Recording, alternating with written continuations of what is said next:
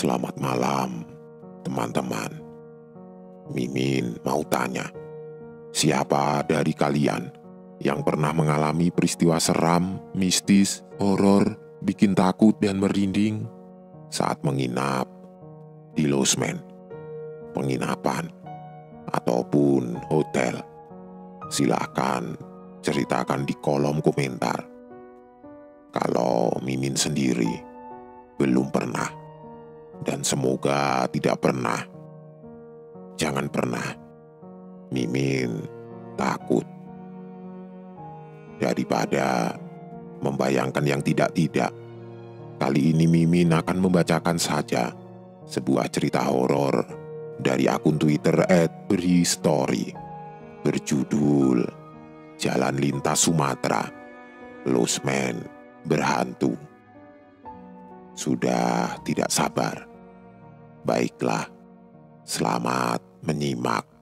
Dan ingat, jangan sungkan-sungkan kalau kalian mau takut.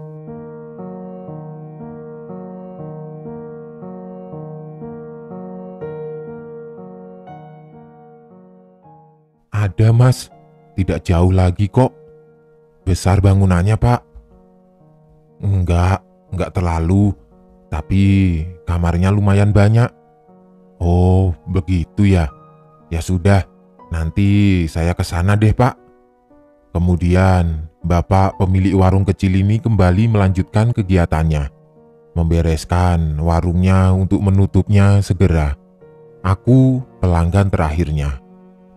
Setelah itu, aku mematikan rokok yang sebenarnya masih setengah belum habis. Gelas bening berisi kopi. Aku angkat dan menyeruputnya sekali lagi, karena memang menyisakan nyaris hanya bubuknya saja. Sudah hampir jam 12 tengah malam. Terdampar di salah satu bagian Sumatera yang aku tidak tahu letak pastinya. Jambi, kota yang aku tuju. Seharusnya hanya sekitar 4 jam lagi untuk sampai. Tapi karena entah di persimpangan mana tadi aku salah belok, jadilah terdampar di sini. Entah di mana ini, kesasar. Makanya, setelah tadi sadar kalau sudah melenceng jauh dari jalan yang seharusnya ditempuh, aku lalu mencari tempat untuk bertanya. Kebetulan akhirnya menemukan warung kecil yang menjadi bangunan satu-satunya di tengah pelosok seperti ini. Padahal, ketika aku mampir tadi, si pemilik sedang hendak menutup warungnya. Tapi karena sepertinya kasihan melihatku yang kelihatan lelah dan kebingungan, maka beliau menunda pulang sebentar.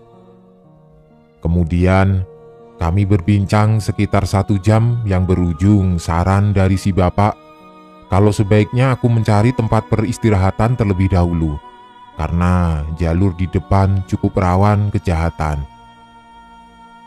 Atas dasar itulah, aku bertanya apakah ada hotel atau penginapan di dekat-dekat sini. Dia bilang ada, tidak jauh dari warungnya. Saya pulang ya Mas, hati-hati kalau nanti lanjut jalan. Begitu kata bapak pemilik warung. Oh iya Pak, terima kasih ya, jawabku. Kalau mau duduk di sini dulu tidak apa-apa, silahkan. Kemudian dia pergi meninggalkan aku sendirian dalam gelap di depan warungnya, berjalan ke arah berlawanan dengan jalan yang akan aku tuju nantinya. Beberapa menit setelahnya, aku benar-benar sendirian. Sekali lagi menyalakan rokok, sebatang lagi lah, begitu pikirku. Aku memandang jalanan sepi dan kosong yang ada di hadapan. Sepertinya kalau tidak salah sejak 1 jam lalu, ketika pertama mampir di warung, tidak ada satupun kendaraan yang terlihat melintas. Entah itu motor, mobil, atau kendaraan besar, tidak ada. Kosong saja. Warung kecil ini letaknya persis di pinggir jalan yang sepi. Jalanan yang kanan kirinya hanya ada lahan kosong yang dipenuhi pepohonan, menyerupai hutan atau perkebunan. Sama sekali tidak ada bangunan. Udara mulai terasa dingin. Tanpa hembusan, namun tetap sesekali menyentuh permukaan kulit, merinding jadinya. Kali ini, rokok di tangan sudah benar habis. Lalu kumatikan dengan menginjaknya. Asap terakhir kuhembus dari mulut. Kepulannya lebih pekat daripada kabut tipis yang mulai muncul. Ya sudah, aku lalu berjalan menuju mobil, bermaksud untuk melanjutkan perjalanan, mencari losmen yang bapak pemilik warung tadi rekomendasikan. Ya, akhirnya aku memutuskan untuk beristirahat dulu saja, lalu melanjutkan perjalanan besok pagi. Harusnya aku sudah terbiasa dengan kesendirian, karena sejak dari Jakarta kemarin malam memang sudah berkendara sendirian, harusnya sudah terbiasa. Tapi entah kenapa menjelang tengah malam ini seperti beda hawanya, aneh, aku tidak bisa menjelaskannya. Keanehan inilah yang membuat tekadku semakin bulat untuk mencari hotel atau losmen saja untuk beristirahat. Daripada kenapa-kenapa kalau aku memaksakan lanjut perjalanan.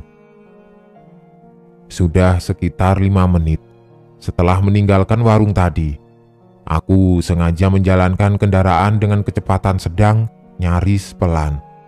Sengaja seperti itu karena aku sambil mencari losmen yang bapak tadi maksudkan. Tempatnya di ujung tikungan panjang, sebelah kiri jalan, agak gelap. Kalau meleng, bisa-bisa kelewatan. Aku ingat sekali, kalau bapak pemilik warung tadi bilang begitu, makanya aku sangat awas memperhatikan sisi jalanan. Keadaannya sama dengan di depan warung tadi. Jalanan yang sedang aku susuri ini juga sangat kosong. Sepinya agak menggetarkan nyali. Tidak ada kendaraan melintas sama sekali. Sesekali terlihat ada 1-2 bangunan di pinggir jalan, tapi sangat jarang. Selebihnya pepohonan menyerupai hutan yang jadi pemandangan. Lampu mobilku jadi sumber pencahayaan satu-satunya. Jadinya terang hanya ada di bagian depan saja, kanan kiri gelap gulita, apalagi di belakang. Sesekali aku melirik kaca spion, seram melihatnya. Gelap, pekat, membuat was-was takut kalau tiba-tiba aku melihat sesuatu di belakang dari pantulannya. Akhirnya aku menemukan tikungan panjang. Seharusnya pada ujungnya akan ada losmen yang bapak warung tadi maksud. Dan benar saja, tikungannya cukup panjang dan tajam, nyaris membentuk setengah lingkaran.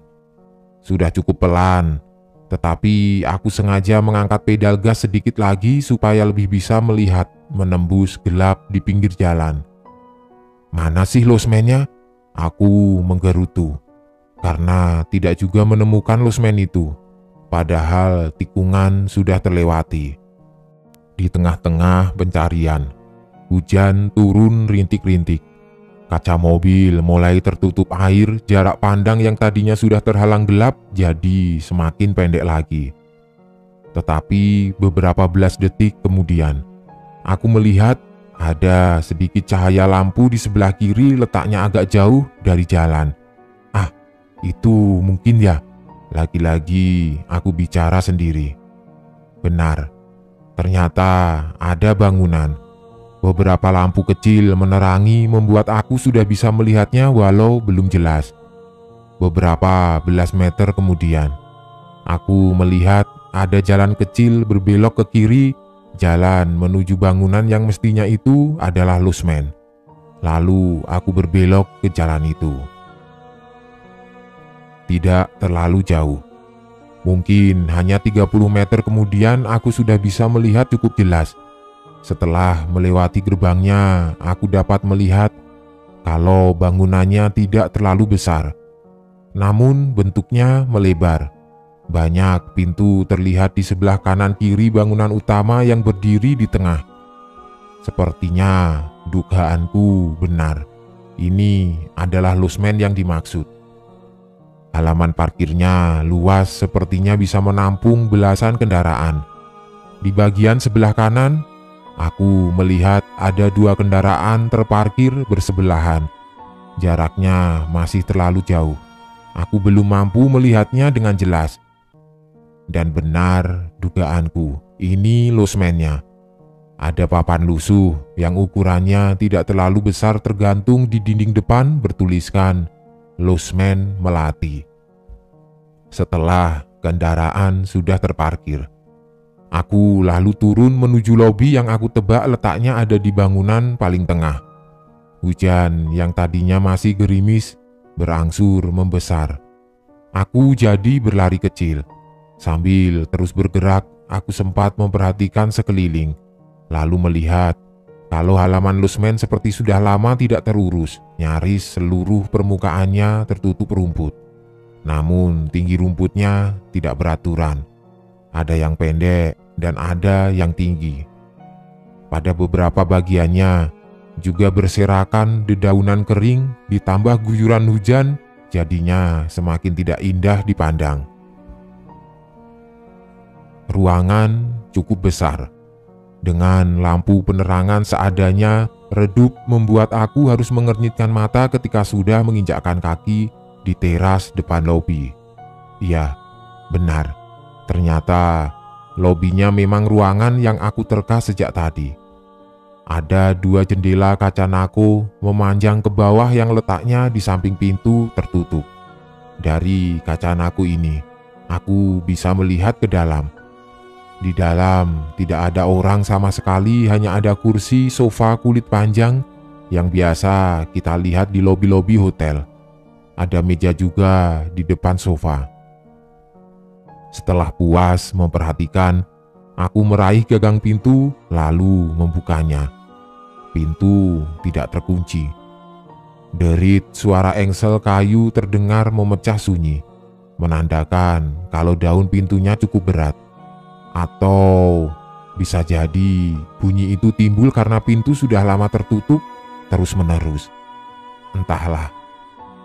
Permisi, Pak, Bu.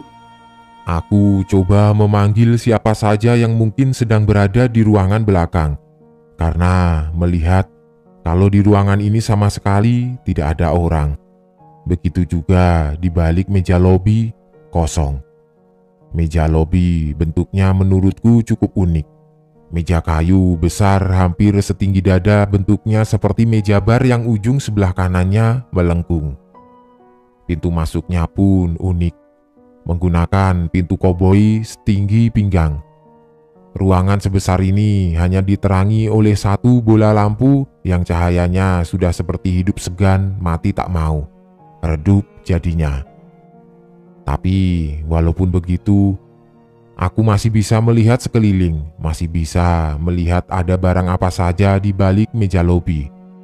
Ada lemari kayu besar berwarna gelap. Ada pintu juga di sebelahnya, entah pintu menuju kemana. Ini ada orangnya enggak sih?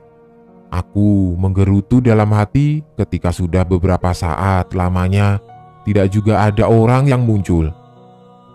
Kemudian tiba-tiba aku melihat ada sesuatu di pojok meja, dekat dinding. Di situ aku melihat ada lonceng kecil. Lonceng dengan gagang kayu kecil sebagai pegangannya. Kemudian langsung aku raih lonceng itu, lalu menggoyang-goyangkannya. Iya, aku beranggapan kalau lonceng ini memang untuk memanggil petugas losmen. Dan benar saja. Beberapa saat kemudian pintu yang ada di balik meja lobi perlahan terbuka. Dari balik pintu muncul seorang bapak.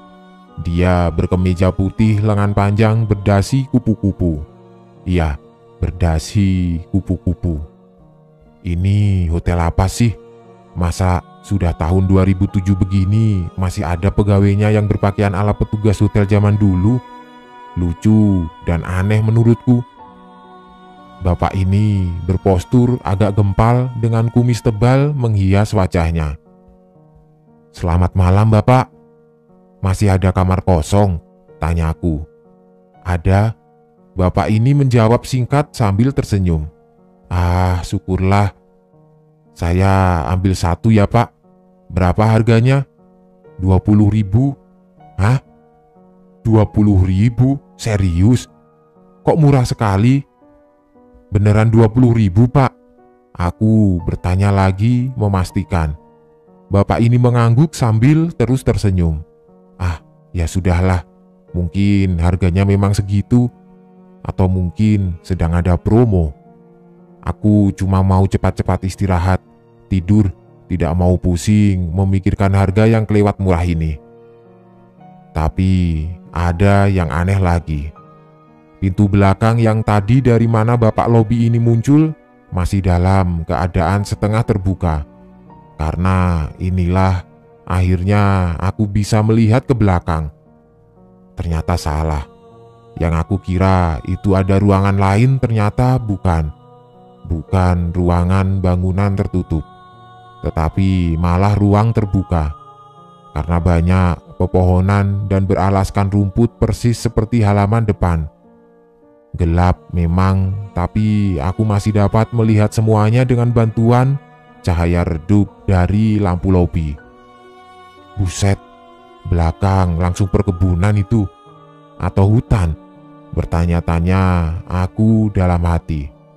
Ini suara Bapak Lobi membuyarkan lamunanku. Dia menyerahkan anak kunci yang pada gantungan kayunya tertulis nomor 03. Kamarnya di mana Pak? Tanyaku. Bapak itu tidak menjawab. Hanya memberi isyarat dengan tangan yang menunjuk ke sebelah kiri lobi. Baiklah, aku mengerti. Terima kasih Pak. Lalu aku berjalan keluar menuju ke sebelah kiri. Sebelum masuk kamar, aku terlebih dahulu ke mobil untuk mengambil tas dan beberapa barang. Sementara itu hujan masih turun semakin deras malahan.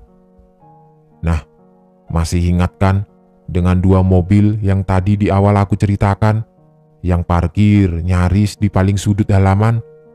Kali ini aku sudah bisa melihatnya dengan jelas, karena letaknya tidak jauh dari kamar yang akan aku tempati. Sekali lagi, aku sedikit merasa aneh, karena dua mobil itu merupakan mobil sedan tua, mobil keluaran sekitar tahun 70-an. Tapi kondisinya masih kelihatan cukup bagus, mulus dan mengkilat. Rupanya ada penggemar mobil antik di sini, begitu pikirku. Ya sudah, tidak memikirkan hal itu lagi, aku lalu membuka pintu kamar 03. Semerbak wangi bunga menyeruak tercium setelah sudah berada di dalam. Entah wangi bunga apa, aku tidak tahu. Berarti kamarnya bersih, wangi sekali, gerutuku dalam hati. Tapi aku belum bisa melihat isi kamar dengan jelas karena masih gelap. Maka dari itu, aku lalu mencari saklar lampu yang biasanya terletak tidak jauh dari pintu. Ternyata tidak ada. Aku tidak menemukan saklar lampu.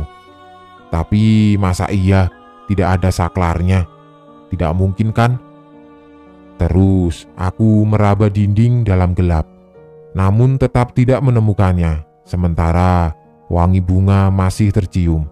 Semakin kuat malah ketika aku makin masuk ke dalam. Menyerah. Akhirnya kuraih korek api gas di saku celana, lalu menyalakannya seketika ruangan menjadi sedikit bercahaya. Barulah aku bisa melihat isi kamar. Pantas saja aku tidak menemukan saklar lampu, karena memang tidak ada lampu ruangan, yang ada hanya lampu meja. Ada lampu meja yang bentuknya model lampu zaman dulu, dengan tutup kain berinda bermotif bunga. Aku lalu menyalakannya. Seketika kamar 03 ini jadi tidak gelap lagi, walau tidak terlalu terang juga. Ini hotel jadul banget sih. Masa lampu kamar masih mengandalkan hanya dari lampu meja? Sekali lagi aku mengomentari keunikan lusmen ini. Ada dua kasur kecil. Di tengah-tengahnya ada meja kayu yang di atasnya ada lampu tadi. Aku lalu meletakkan tas di atas salah satu tempat tidur. Lalu bergegas menuju toilet karena sepanjang jalan sudah menahan ingin buang air kecil. Toilet ukurannya cukup besar. Tapi aku agak sedikit kesal karena ternyata lampunya mati, tidak bisa aku nyalakan.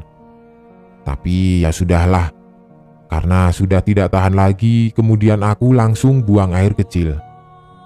Dalam keadaan gelap, yang hanya mengandalkan penerangan dari lampu kamar, aku bisa melihat kalau toilet ini juga bentuknya model lama, masih menggunakan bak mandi dan kloset jongkok. Beberapa bagian dindingnya juga masih menggunakan batu alam. Ketika sedang buang air kecil inilah, samar, aku mendengar sesuatu. Sesuatu yang tentu saja membuat penasaran. Aku mendengar suara dari belakang kamar, dari balik dinding kamar. Suara apa sih? Ternyata itu adalah suara orang yang sedang berbincang satu sama lain. Beberapa orang tidak bisa mendengar dengan jelas obrolan mereka. Yang aku dengar hanya gumaman-gumaman dari kejauhan. Siapa mereka? Apa yang sedang mereka lakukan di belakang Lusmen? Tepat di atas kloset, aku melihat ada jendela kaca yang letaknya di dinding bagian atas. Dari jendela itu seharusnya aku bisa mengintip keluar, melihat ada apa sebenarnya di belakang. Penasaran, aku lalu berusaha mencapai jendela itu dengan menaiki bak mandi. Sementara suara perbincangan itu semakin jelas terdengar. Belakangan malah diselingi oleh tawa tertahan, bahkan cekikikan. Gelap, yang masih terlihat hanya gelap. Tidak bisa melihat apa-apa ketika pada akhirnya aku sukses mengintip melalui jendela toilet. Namun, aku belum menyerah. Terus berusaha mencari apa saja yang mungkin masih bisa kelihatan. Karena suara perbincangan itu masih terus terdengar. Sampai akhirnya, beberapa belas detik kemudian ketika mata sudah terbiasa melihat dalam gelap, pandanganku menangkap sesuatu. Aku melihat ada 4 orang yang sedang berdiri di bawah rintik hujan, saling berhadapan. Jaraknya hanya beberapa meter saja dari tempat aku mengintip. 2 lelaki dan 2 perempuan. Keempatnya mengenakan pakaian zaman dulu, pakaian model tahun 70-an. Saat inilah aku mulai merasa ada keanehan. Siapa mereka? Sedang apa di belakang Lusmen? Kenapa berpakaian seperti itu? Banyak pertanyaan di kepala. Kemudian aku menahan nafas ketika tiba-tiba salah satu dari mereka perlahan menolehkan wajahnya ke arahku. Perempuan. Yang menoleh adalah perempuan. Kemudian dia tersenyum, aku bisa melihatnya walau samar. Setelah perempuan itu, kemudian satu persatu temannya yang lain juga perlahan menoleh ke arahku. Ya Tuhan, siapa mereka? Keringat dingin mulai mengucur. Ketakutan mulai menyeruak. Aku semakin ketakutan, gemetar tubuhku ketika melihat adegan berikutnya. Ketika keempatnya mulai bergerak menuju pintu belakang, yang kalau aku tidak salah, mereka sedang menuju pintu belakang lobi Lusmen.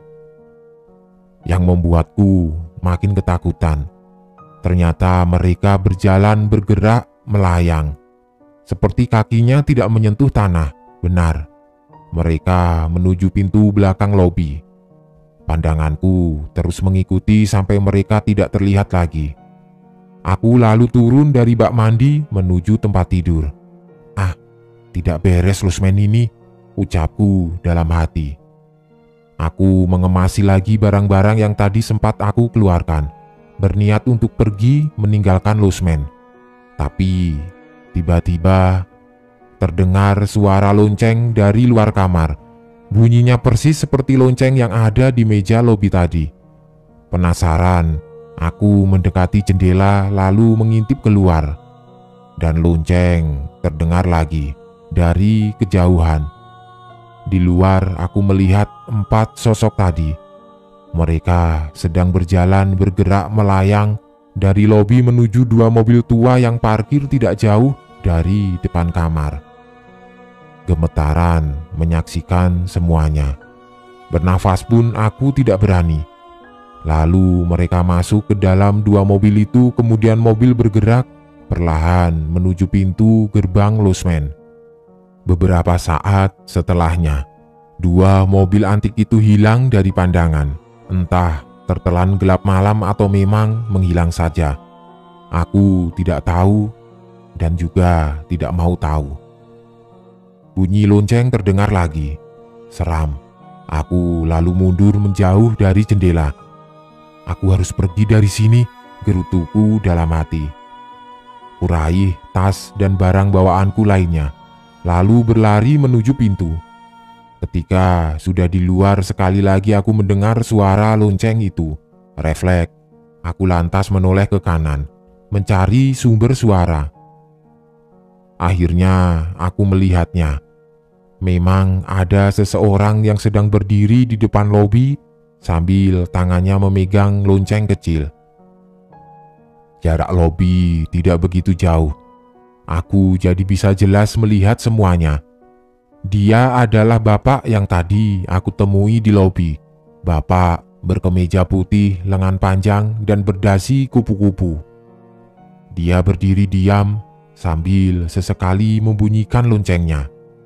Aku sangat ketakutan, berlari menuju kendaraan ingin cepat-cepat pergi meninggalkan losmen ini. Setelah sudah di dalam mobil, aku lalu tancap gas pergi jauh-jauh. Kenapa aku begitu ketakutan? Kenapa terbirit-birit meninggalkan losmen? Karena aku melihat bapak berkemeja berdasi kupu-kupu itu berdiri tanpa kepala.